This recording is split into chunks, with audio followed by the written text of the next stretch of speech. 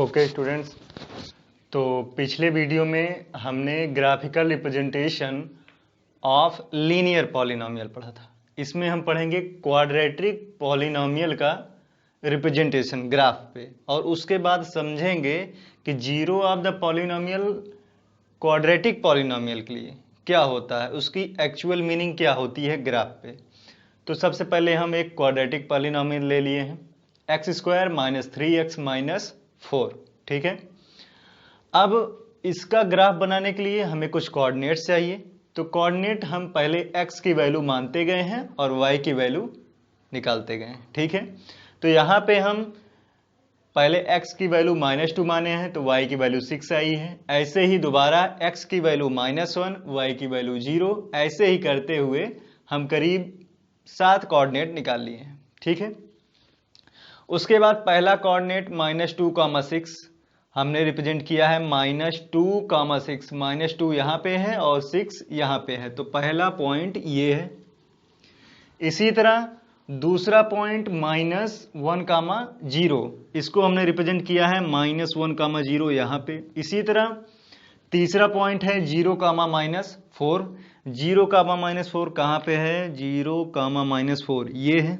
ठीक है, इसी तरह चौथा पॉइंट 1, -6। 1, -6 है, ये है 1, -6। ऐसे ही अगला पॉइंट ये है और उसके बाद वाला लास्ट वाला पॉइंट ये है। ठीक है, अब ग्राफ बनाने के लिए हम इन सारे पॉइंट को आपस में मिला देते हैं। आपस में मिलाने पर ये देखिए एक ग्राफ बना है यू शेप का।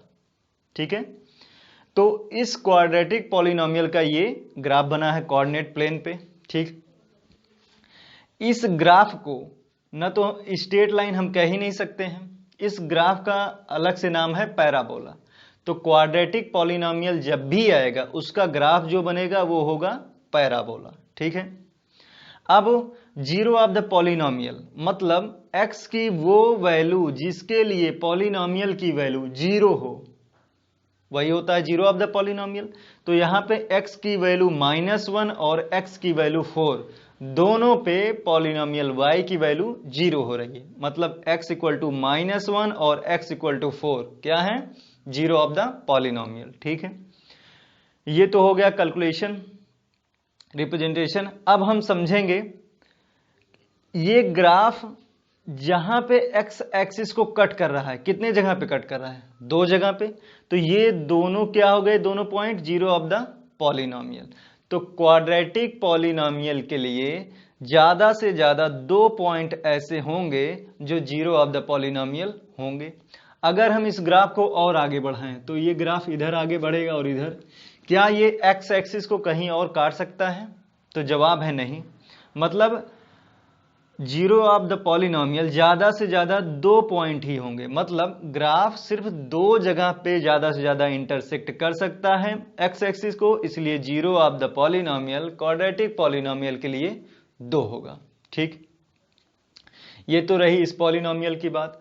अब मान लीजिए हम कोई दूसरा क्वाड्रेटिक पॉलिनोमियल लें तो उसका भी ग्राफ पैराबोला ही बनेगा, लेकिन हो सकता है उसका ग्राफ ऐसे बन जाए, ऐसे। ठीक है, ये भी पैराबोला है।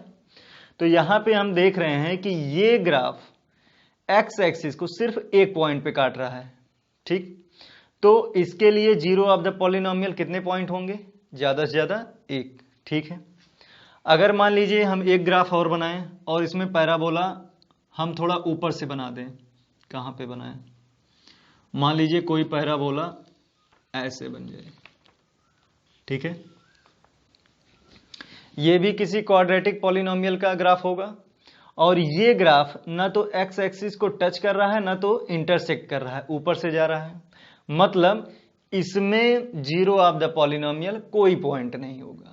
क्यों? क्योंकि ये x एक्सिस को कट ही नहीं कर रहा है, ये एक जगह पे कट कर रहा है और ये 2 जगह पे। ठीक है, तो ये हुआ ग्राफिकल रिप्रेजेंटेशन।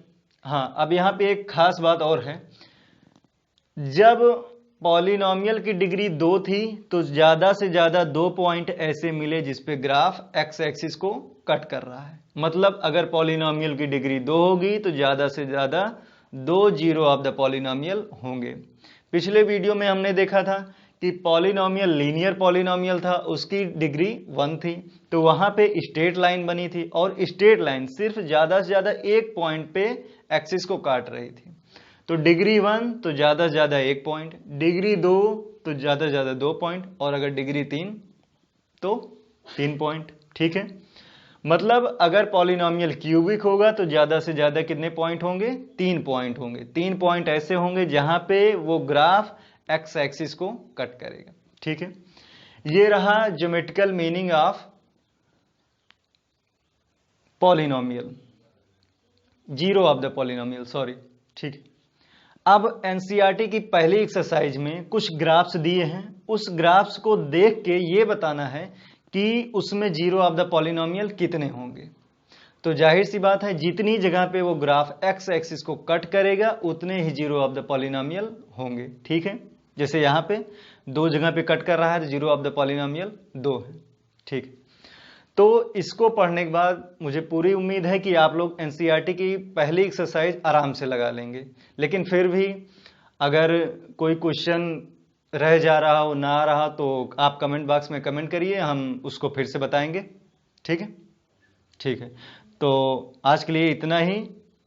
अगले वीडियो में हम relationship between zero of the polynomial and coefficient पढ़ेंगे।